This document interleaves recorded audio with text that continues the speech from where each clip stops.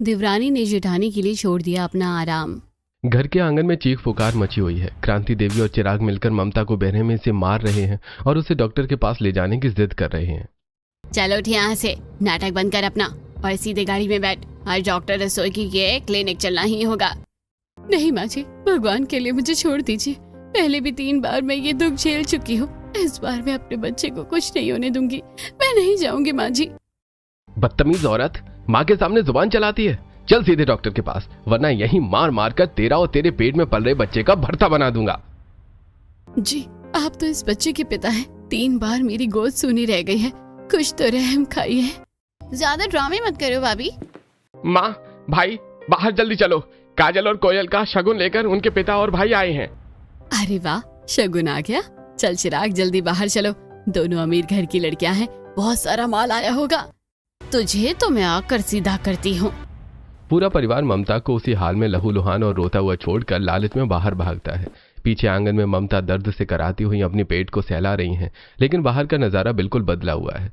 काजल और कोयल के पिता और भाई कई गाड़ियों में कीमती शगुन, मिठाइयां और महंगे तोहफे लेकर आए हैं। अरे समधी जी, आइए आइए, इतना सारा सामान लाने की क्या जरूरत थी? अरे ढोलकिया जी, हमारी दोनों बेटियां काजल और कोयल हमारे दिल का टुकड़ा है। उनके शगुन में कोई कमी नहीं होनी चाहिए। ये तो बस शुरुआत है, शादी में तो हम पूरा दिल खोल देंगे। पिंकी देख रही है, दोनों बहुएं तो सोने का अंडा देने वाली मुर्गी निकली। शगुन में इतना कुछ है तो तिलक और शादी में तो करोड़ों बरसेंगे। हाँ माँ, अपनी किस्मत चमक गई। दोनों भाई एक ही घर की बहनों से शादी कर रहे हैं। सारा राजपाट हमारे घर आ जाएगा। अरे ससुर जी, आप लोग अंदर बैठिए ना। माँ, मेहमानों के लिए जरा अंदर से पानी और नाश्ता तो मंगवाओ। बड़ी भाभी कहाँ है? अरे बेटा, तेरी बड़ी भाभी की अचानक तबीयत खराब हो गई है। उल्टी दस्त हो रहे हैं उसे, बेचारी कमरे में सो रही है, वरना वो तो मेहमान नवाजी में सबसे आगे रहती है। हाँ हाँ, आप लोग बैठिए। माँ, मैं अंदर जाकर देखता हूँ। समधी जी बैठिए ना, चाय पानी पीजिए। अंदर बैठक में मेहमानों की खातिरदारी शुरू होती है और लालची ससुर ढोलकिया पैसों की गड्डियां गिनने में व्यस्त हो जाते हैं। दूसरी तरफ क्रांति देवी और चिराग कमरे में आते हैं। ममता कोने में बैठी डर से कांप रही है। पिंकी, ये सीधे सीधे नहीं जाएगी। इसके साथ अब थोड़ा दिमाग से काम लेना होगा। चिराग, जा अंदर और जैसा मैंने समझाया वैसा ही कर। सॉरी ममता, मुझे माफ कर दो। माँ की बातों को तुम दिल पर मत लगाओ, वो तो बस गुस्से में ऐसा कह देती हैं। जी, आप ये क्या कह रहे हैं? अभी तो आपने मुझ पर हाथ उठाया था। वो मुझसे गलती हो गई भाग्यवान। माँ के दबाव में आकर मेरा दिमाग खराब हो गया था, पर मैं तुमसे वादा करता हूँ इस बार पिछली बार की तरह कुछ भी गलत नहीं होगा। तुम अपने इस पति पर भरोसा करती हो ना? सच कह रहे हैं आप मेरे बच्चे को कुछ नहीं होने दोगे ना? मुझे बहुत डर लग रहा है। बिल्कुल सच। आज हम सिर्फ तुम्हारा रूटीन चेकअप करवाकर वापस आ जाएंगे। तुम आराम से चलो, मैं अकेला तुम्हें लेकर जाऊंगा। माँ या पिंकी हमारे साथ नहीं चलेंगी। हाँ हाँ, कर ले भरोसा। अभी डॉक्टर रस्तोगी के पास चलकर तेरी सारी हेकड़ी ढीली करते हैं। चिराग के इस बदले हुए रूप पर मासूम ममता भरोसा कर लेती है और चिराग के साथ जाने के लिए तैयार हो जाती है। चिराग ममता को लेकर किसी आम डॉक्टर के पास नहीं, बल्कि अपनी खानदानी और लालची डॉक्टर रस्तोगी के क्लिनिक पर पहुंचता है। ममता का चेकअप पूरा हो चुका है और डॉक्टर रस्तोगी अपने कैबिन में चिराग और क्रांति देवी, जो गुपचुप पीछे से पहुंच गई थी, उनके साथ बैठी है। देखो चिराग, क्रांति जी, चेकअप मैंने कर लिया है। इस बार भी ममता के पेट में लड़की ही है। मुझे तो पहले ही पता था, इस कुलक्षणी के कर्म में बेटा है ही नहीं। डॉक्टर साहब, आप बस अपना काम शुरू करो, इसे यहीं खत्म कर दो। हमें नहीं चाहिए लड़की। नहीं क्रांति जी, इस बार ये मुमकिन नहीं है। ममता का ये चौथा केस है। उसके शरीर में खून की भारी कमी है। अगर इस बार हमने जबरदस्ती अबॉर्शन यानी मिसकैरेज करने की कोशिश की तो ममता की जान चली जाएगी और पुलिस केस हुआ तो मेरा क्लिनिक सील हो जाएगा। मैं जेल नहीं जाना चाहती। तो फिर क्या करें डॉक्टर साहब? क्या इस लड़की को इस दुनिया में आने दें? कोई तो रास्ता होगा। रास्ता एक ही है, अगर ये मिसकैरेज नेचुरली हो जाए तो कोई दिक्कत नहीं होगी। क्या मतलब है आपका? अपने आप कैसे होगा? मतलब अगर ममता पर काम का भारी दबाव डाला जाए, उसे भारी वजन उठाने को कहा जाए या सीढ़ियां चढ़ाई जाए तो कमजोरी के कारण अपने आप गर्भपात हो जाएगा।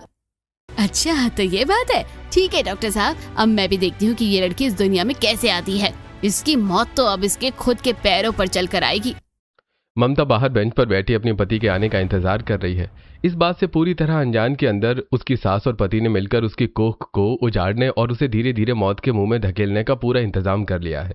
2 दिन बीत चुके हैं। ढोलकिया प्रसाद के घर में चिराग के दोनों छोटे भाइयों वंश और शुभम की शादी का जश्न चल रहा है। पूरा घर सजा हुआ है, लेकिन ममता के चेहरे पर सिर्फ उदासी है। पिंकी देख, दोनों बहुओं की गाड़ियां बस आती ही होगी। बहुत माल दहे जा रहा है इस घर में। हाँ माँ, काजल और कोयल भाभी के आते ही अपनी तो चांदी ही चांदी है। पर माँ, उस मनहूस ममता का क्या करना है? खड़ी रहने दे, 2 दिन और इसकी ऐश है। हाँ, एक बार इन दोनों बहुओं को अंदर आने दे, फिर देखती हूँ कि इस ममता की अकड़ कैसे ढीली करनी है। डॉक्टर ने जो कहा था ना, वो खेल आज रात से ही शुरू होगा। हे छठी मैया, मेरे इस बच्चे की रक्षा करना। देवरानी आ रही है, घर में खुशियां आए, बस माँ जी का दिल भी पिघल जाए। ढोल बजाते हुए वंश और शुभम अपनी अपनी दुल्हनों काजल और कोयल को लेकर घर के दरवाजे पर पहुंचते हैं। आरती की थाली सजती है। दोनों नई बहुओं का गृह प्रवेश होता है। उसके बाद पूरा परिवार बैठक में बैठा है। क्रांति देवी दोनों नई बहुओं को लाड प्यार दिखा रही हैं। अरे मेरी प्यारी बहू, तुम दोनों बहुत अमीर और ऊंचे खानदान से आई हो, थक गई होगी ना। जाओ तुम दोनों जाकर अपने अपने कमरों में आराम करो। थैंक यू मम्मी जी, आप बहुत अच्छी हैं। अरे ओ ममता, सुन रही है या बहरी हो गई है? जा फटाफट रसोई में और दोनों नई बहुओं के कमरों में गर्मा गर्म दूध पहुंचा कर आजा जल्दी घर। काजल दीदी, कुछ अजीब नहीं लगा? मम्मी जी बड़ी बहू से इतनी बदतमीजी से काम करवा रही है और हमें इतनी खातिरदारी। बड़ी बहू से कोई ऐसा काम करवाता है भला? हाँ कोयल, मुझे भी कुछ ठीक नहीं लग रहा। भाभी का चेहरा देखो, कितनी डरी हुई है। जी माँ जी, मैं अभी दूध लेकर जाती हूँ। ममता रसोई की तरफ बढ़ती है। काजल और कोयल अपने कमरों में चली जाती हैं। अगले दिन सुबह का समय है। शादी के बाद बहुओं की पहली रसोई है। काजल और कोयल तैयार होकर रसोई की तरफ बढ़ती हैं, लेकिन वहां का नजारा देखकर दंग रह जाती हैं।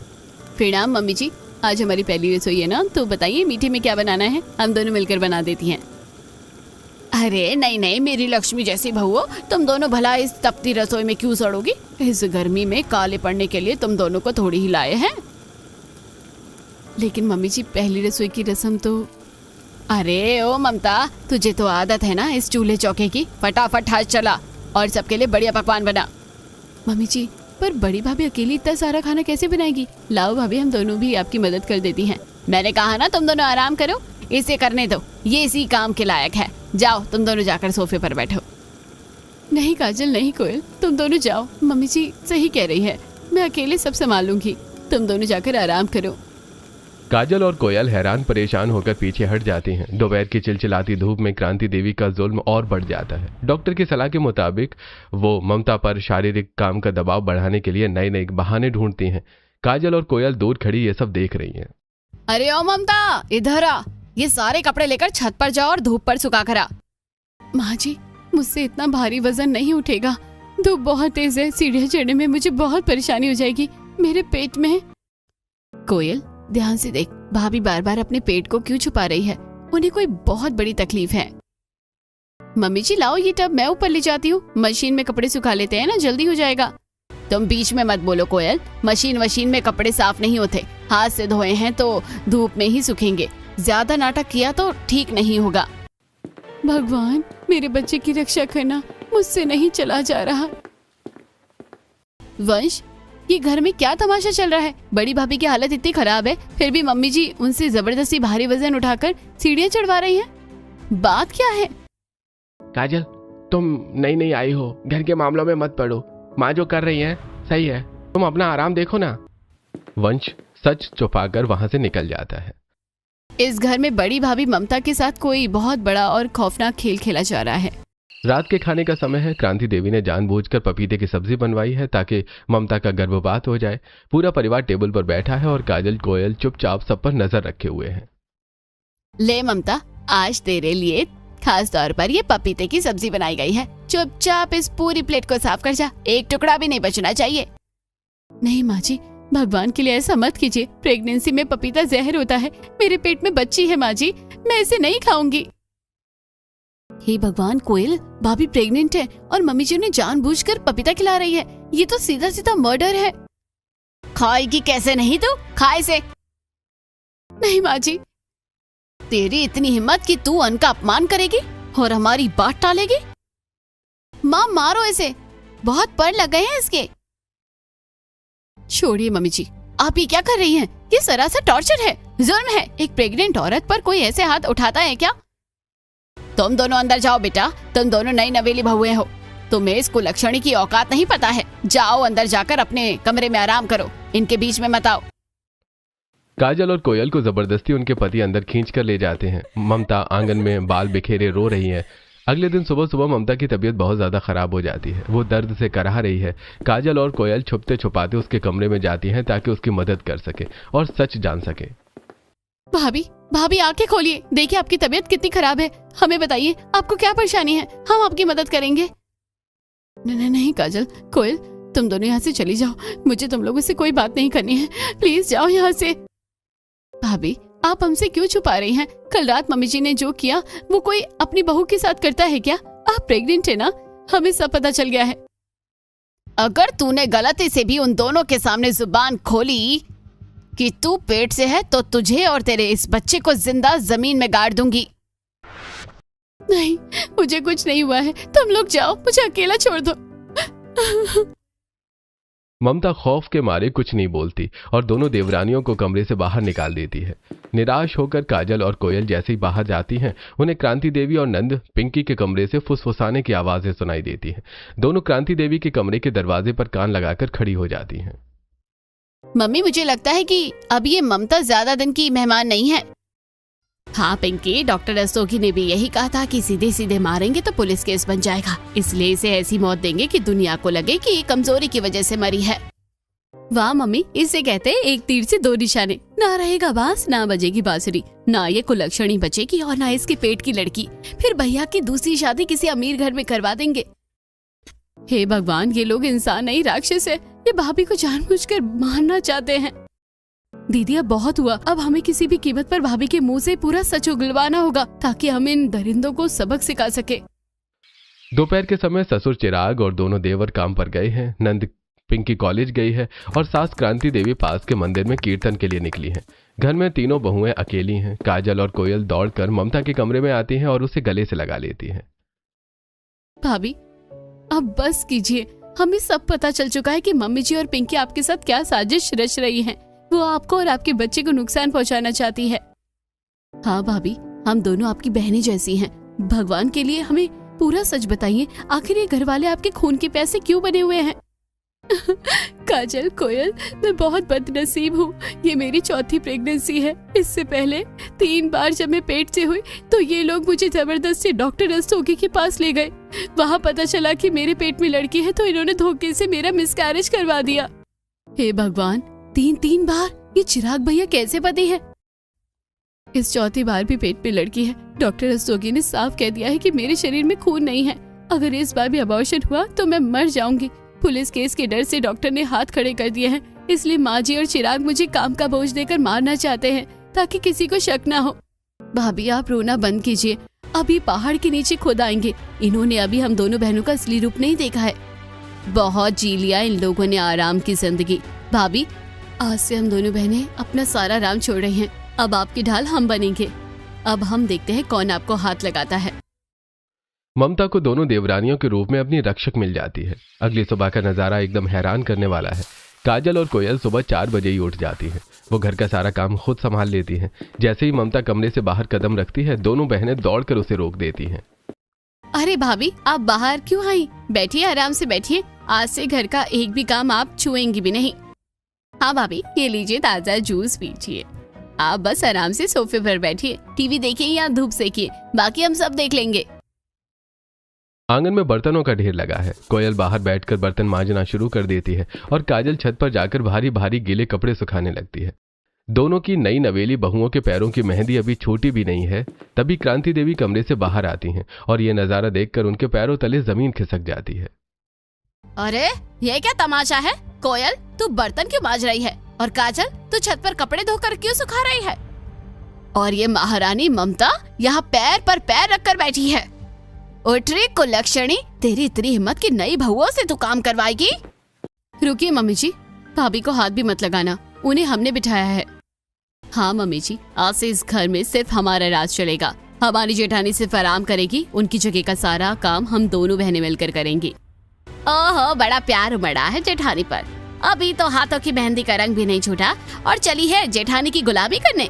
छोड़ दिया ना जेठानी के लिए अपना आराम और करो जेठानी की चाकरी। देखती हूँ कितने दिन ये भूत सवार रहता है। मम्मी जी, जब तक हमारी भाभी और उनकी बेटी सुरक्षित नहीं हो जाती तब तक हम चैन से नहीं बैठेंगे। अब आप बस देखती जाइए। क्रांति देवी गुस्से से तिलमिला उठती हैं। तभी दोपहर के समय अड़ोस पड़ोस की औरतें विमला, शर्मिला और कविता घर पर चीनी और कुछ सामान मांगने के बहाने आती हैं।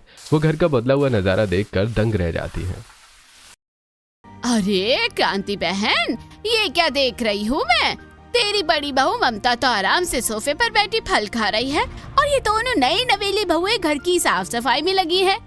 अरे वाह भाई वाह, ऐसी देवरानियां तो हमने पहली बार देखी है जो जेठानी को आराम दे रही है। अभी तो बेचारियों के हाथों की मेहंदी भी नहीं उतरी और पूरे घर के काम में जुट गई हैं। कम से कम 40 दिन रुक जाती, 40 दिन बाद चूल्हा छूती। क्यों ममता, अपनी इन भोली देवरानियों से काम करवाते हुए तुझे शर्म नहीं आ रही है? अपना सारा बोझ इन पर डाल दिया। नहीं नहीं शर्मिला चाची, कविता बहन, मैंने इनसे काम करने को नहीं कहा, ये तो अपनी मर्जी से। भाभी, आप किसी को कोई सफाई मत दीजिए। हमारी भाभी की तबीयत ठीक नहीं है, इसलिए हम अपनी मर्जी से काम कर रही हैं। आप लोग हमारे घर की चिंता मत कीजिए। अरे क्या बताऊं समधिनो, जब से ये दोनों ब्याह कराई हैं, ममता को बिल्कुल काम नहीं करने देती, सारा आराम दे दिया है इसे। पड़ोस की औरतें कानाफूसी करती हुई वहां से चली जाती हैं। उनके जाते ही क्रांति देवी का गुस्सा 7वें आसमान पर पहुंच जाता है। क्रांति देवी काजल को जानबूझकर तेज धूप और गर्मी में बाजार से भारी सामान लाने के लिए भेजती हैं ताकि वो थककर हार मान जाए। काजल बाजार से लौटती है तो धूप के कारण उसकी तबीयत बिगड़ जाती है। बहुत शौक है ना काम करने का, ये लो राशन और सब्जियों की लिस्ट। जाओ पैदल बाजार जाओ और सारा सामान पीठ पर लाद कर लेकर आओ। लाइए मम्मी जी, पैसे दीजिए, मैं और दीदी गाड़ी से चली जाती हैं। कोई गाड़ी वाड़ी नहीं मिलेगी, पैदल जाओ धूप में, तभी तो पता चलेगा कि जेठानी की चाकरी करना क्या होता है। कोई बात नहीं मम्मी जी, हम पैदल ही जाएंगे। कोयल, तू घर पर रह और भाभी का ध्यान रख, कोई भी भाभी से कुछ कह ना पाए। मैं बाजार जाती हूँ। काजल चिलचिलाती धूप में बाजार जाती है और भारी सामान उठाकर लाती है। गर्मी और लू के कारण घर लौटते ही वो आंगन में चक्कर खाकर गिर पड़ती है और उसे उल्टियां होने लगती हैं। हे भगवान, काजल आंखें खोल बेटा, मेरी वजह से तेरी ये हालत हो गई है। मेरे लिए तुम दोनों ने अपना सारा आराम छोड़ दिया और खुद बीमार पड़ गई। भाजी देखिए तो सही, इसे लू लग गई है।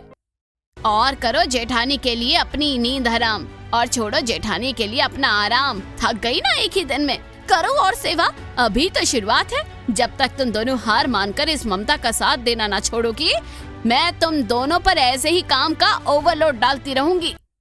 आप हम दोनों बहनों को कमजोर समझ रही है ना मम्मी जी? बहुत कर लिया हम लोगों ने सीधे तरीके से काम। अब आपकी दरिंदगी का इलाज अब हम अपने तरीके से करेंगे। दोस्तों, क्या आपकी देवरानी या जेठानी भी ऐसी हैं जो जरूरत पड़ने पर अपनी बहन के लिए अपना आराम छोड़ सकती हैं? अगर हाँ, तो इस वीडियो को उनके साथ शेयर करके उन्हें थैंक यू जरूर कहिए। रात को वंश और शुभम कमरे में आते हैं। घर में चल रहे इस ड्रामे की वजह से दोनों पतियों और पत्नियों के बीच में भारी बहस शुरू हो जाती है। काजल, तुम्हारा दिमाग खराब हो गया है क्या?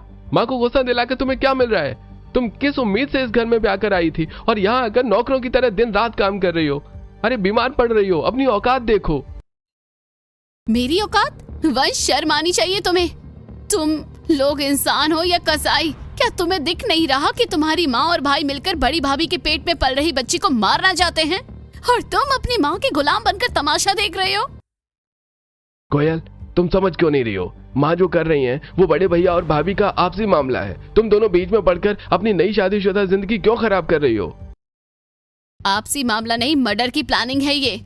शुभम, आज तो तुम्हारी माँ बड़ी भाभी के साथ कर रही है, कल को अगर मेरे पेट में भी लड़की हुई तो वो मेरे साथ भी यही करेगी। तो क्या तुम भी अपने इस बड़े भाई की तरह नामर्द बनकर तमाशा देखोगे? जो अपनी भाभी की रक्षा नहीं कर सकता वो अपनी पत्नी के लिए क्या खाक आवाज उठाएगा? आज तुम दोनों भाइयों को अपनी माँ और हमारे बीच में से किसी एक को चुनना होगा। अगर तुम लोग सच का साथ नहीं दे सकते तो हमारे रास्ते में कभी मत आना। दोनों पति अपनी पत्नियों के इस उग्र और साहसी रूप को देखकर अंदर से डर जाती हैं और चुपचाप सोने का नाटक करने लगते हैं। अगले दिन सुबह के 4 बजे हैं। काजल और कोयल रसोई में चुपचाप दूध के गिलासों में नींद की गोलियां मिला रही है। दीदी गोलियां अच्छी तरह से घुल गई हैं। कल रात माँ जी ने जो भी भाभी को सीढ़ी से गिराने की चाल चली, उसके बाद अब हम एक पल भी ढील नहीं दे सकते हैं। बिल्कुल कोयल, इन दरिंदों ने मर्यादा की सारी लाइनें पार कर दी है। अब लातों की भूत बातों से नहीं मानेंगे। जा, ये दूध माँ जी और ससुर जी, पिंकी और तीनों भाइयों के कमरे में दे आ। सुबह की तेज धूप आंगन में फैल चुकी है। क्रांति देवी, ढोलकिया प्रसाद, चिराग, वंश और शुभम की आंखें भारी नींद के बाद खुलती हैं, लेकिन जैसे उन्हें होश आता है वो खुद को आंगन के खंभों और कुर्सियों से रस्सियों से मजबूती से बंधा हुआ पाते हैं। उनके सामने काजल और कोयल हाथों में चमचमाता हुआ हंटर लिए साक्षात काली का रूप बनी खड़ी हैं। बगल में ममता आराम से सोफे पर बैठी है। अरे ये क्या बदतमीजी है, तुम दोनों चुड़ैलों ने हमें रस्सियों से क्यों बांध रखा है? चिराग, वंश, शुभम, देखो अपनी लुगाइयों को, इनके पर कतर दो। काजल, कोयल, तुम्हारी इतनी हिम्मत कि तुमने अपने ही पतियों और सास ससुर को बांध दिया। खोलो हमें, वरना जान से मार दूंगा तुम तीनों को। चुप बैठो चिराग भैया, जुबान संभालिए अपनी, वरना ये हंटर पीठ की खाल उधेड़ देगा। बहुत कर लिया तुम लोगों ने जुल्म और अत्याचार, बहुत देख लिया हमने तुम्हारा ड्रामा। हाँ, बहुत कर लिया हम दोनों बहनों ने घर का काम, छोड़ दिया था हमने अपनी नई शादी का आराम। अब तुम्हारी बारी है काम करने की, और हमारी ममता भाभी करेगी आराम। हाँ माँ जी, मेरी दोनों देवरानियों ने ही मेरे लिए अपना सारा सुख चैन छोड़ दिया। अब तुम्हारी बारी है अपने पापों का हिसाब भुगतने की। अरे अरे छोटी बहू, हमसे गलती हो गई, हमें छोड़ दो। अरे हम पुलिस केस नहीं करेंगे। Police case? ससुर जी, पुलिस तो तब आएगी जब हमारी भाभी की डिलीवरी आराम से हो जाएगी। तब तक तुम सब इस घर के बंधुआ मजदूर हो। कोयल, खोल इनकी हाथों की रस्सियां और दे इन्हें झाड़ू पोछा। अब पासा पूरी तरह से पलट चुका है। रस्सियां सिर्फ हाथ की खोली गई हैं, पैर बंधे हैं। काजल और कोयल हंटर लेकर कुर्सी पर बैठी हैं और पूरा परिवार नौकरों की तरह काम कर रहा है। ओए चिराग भैया, कोने में धूल दिख रही है, ढंग से पोछा लगाओ, कमर और झुकाओ। हे भगवान, कैसी खतरनाक औरतों से पाला पड़ गया। मेरी पीठ टूट गई है पोछा लगाते लगाते। अरे माँ जी, हाथ रुकने क्यों दिए? बर्तन अभी आधे बाकी है, वो चमचमाती कढ़ाई भी साफ होनी चाहिए। और पिंकी, ननद बाई, जा जरा धूप में छत पर जाकर कपड़े सुखा कर आ। अरे दैया, मेरी तो कमर टूट गई, माँ बचाओ हमें। तुम दोनों को भगवान कभी माफ नहीं करेगा। बहुए होकर सास से बर्तन मजवा रही हो, और आप सास होकर पेट में पल रही बच्ची को मारना चाहती थी, तब भगवान कहाँ था? चुपचाप बर्तन मांजो, वरना आज खाना नहीं मिलेगा। ये सिलसिला 2 महीने तक ऐसे ही चलता रहता है। देवरानियों के खौफ और हंटर के आगे पूरा परिवार घुटने टेक देता है। ममता को भरपूर आराम, अच्छा खाना और प्यार मिलता है। 9वें महीने में अचानक ममता के पेट में असहज तेज दर्द शुरू हो जाता है। वो दर्द से चीखने लगती है। काजल, कोयल, जल्दी करो, बहुत तेज दर्द हो रहा है। मेरा बच्चा, मुझे अस्पताल ले चलो। कोयल, जल्दी गाड़ी की चाबी निकाल। माँ जी, गाड़ी की चाबी कहाँ रखी है, जल्दी बताओ। यही सही मौका है, हम नहीं देंगे चाबी। देखते हैं कैसे अस्पताल जाती है और कैसे इसका बच्चा जिंदा रहता है। हमें नहीं चाहिए ये लड़की। अरे तड़पने दो इसे, यहीं पर बच्चा पेट में ही मर जाएगा। नीच इंसान, अपनी पत्नी और बच्चे के लिए ऐसा सोचते हो? दीदी, बाहर कूड़ा उठाने वाला हाथ का ठेला पड़ा है, हम चाबी के चक्कर में वक्त बर्बाद नहीं कर सकते। हाँ कोयल, भाभी को इस पर लेटाओ। काजल और कोयल मिलकर ममता को संभालकर उस लकड़ी के ठेले पर लेटाती हैं। दोनों नई बहुएं पूरी ताकत लगाकर उस भारी ठेले को सड़क पर दौड़ाना शुरू कर देती हैं। दोपहर की चिलचिलाती धूप में दोनों देवरानियां हांफते हुए पसीने से लथपथ होकर ममता को सही वक्त पर अस्पताल के ऑपरेशन थिएटर पहुंचा देती हैं। कुछ देर बाद नर्स बाहर आती है। बधाई हो, बहुत प्यारी बेटी हुई है। माँ और बच्ची दोनों बिल्कुल सुरक्षित है। अगर आप लोग इसे थोड़ी देर और न लाती तो अनर्थ हो जाता। देखा कोयल, हमारी भतीजी आ गई। हमने माँ जी और चिराग भैया के गंदे मंसूबों को हरा दिया। हाँ दीदी, पर अभी कहानी खत्म नहीं हुई है, असली विदाई तो अब होगी। तभी अस्पताल के कॉरिडोर में पुलिस के जूतों की आवाज गूंजती है। कोयल ने ठेला खींचते वक्त ही पुलिस को फोन कर दिया था। पुलिस के साथ क्रांति देवी, ढोलकिया प्रसाद और चिराग रस्सियों में बंधे हुए आते हैं। चलो अंदर, इन दोनों देवियों ने तुम्हारे खिलाफ भ्रूण हत्या की कोशिश, घरेलू हिंसा और जान से मारने की साजिश का पुख्ता सबूत और वॉइस रिकॉर्डिंग हमें दे दी है। तुम सबको अब जेल में चक्की पीसनी होगी।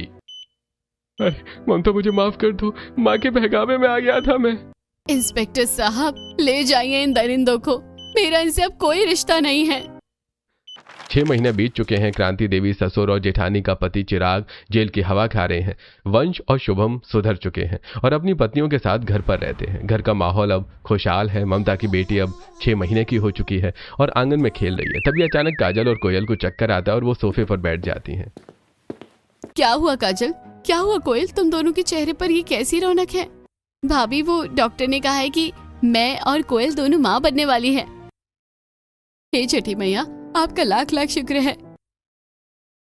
मेरी इन दोनों देवरानियों ने मेरे और मेरी बेटी के लिए अपनी नई शादी का सारा आराम छोड़ दिया था, दिन रात एक कर दिया था। लेकिन अब मेरी बारी है। अब मैं अपनी दोनों देवरानियों के लिए अपना सारा आराम छोड़कर दिन रात इनकी सेवा किया करूंगी। तीनों बहुएं एक दूसरे को गले लगा लेती हैं। आंगन बेटियों की किलकारियों और हंसी से गूंज उठता है। लेकिन दोस्तों, आप बताइए, क्या आपके आसपास या परिवार में भी कोई ऐसा है जो आज के आधुनिक जमाने में भी बेटों की चाहत में बेटियों से नफरत करता है? अपनी राय कमेंट में जरूर बताइएगा और इस कहानी का अगला भाग देखने के लिए कमेंट में पार्ट 2 जरूर लिखिए।